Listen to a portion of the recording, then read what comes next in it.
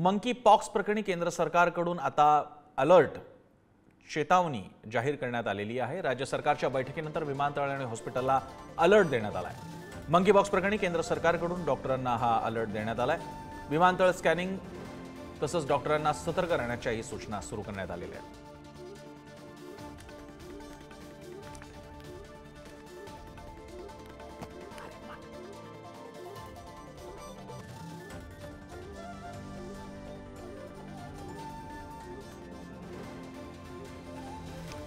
आवेश तांदळे आपले प्रतिनिधी आपल्या सोबत आहेत। आवेश, काय नेमका प्रकार आहे हा आणि कितपत गंभीर आहे ही परिस्थिती?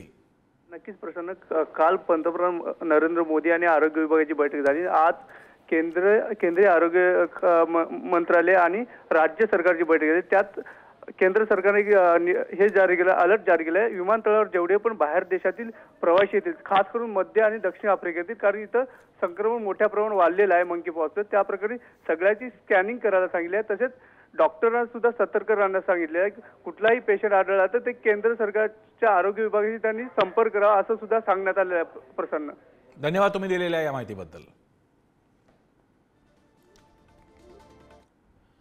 दरम्यान मंकी पॉक्स आजाराची लक्षणं काय आहेत आणि काळजी कशी घ्याल पाहूयात या ग्राफिक्सद्वारे। सांधेदुखी, पोळासारखी पुरळ, वारंवार खोकला, अशक्तपणा, थंडी जाणवणे, गिळण्यासाठी अडचण।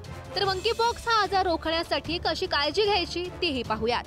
संक्रमित व्यक्तीशी जवळचा संपर्क टाळा, माउथ वॉशचा वापर करा, प्रतिबंधात्मक लस घ्या, डॉक्टरांच्या सल्ल्यानं प्रतिजैविक औषध घ्या, आय ड्रॉपचा वापर करा।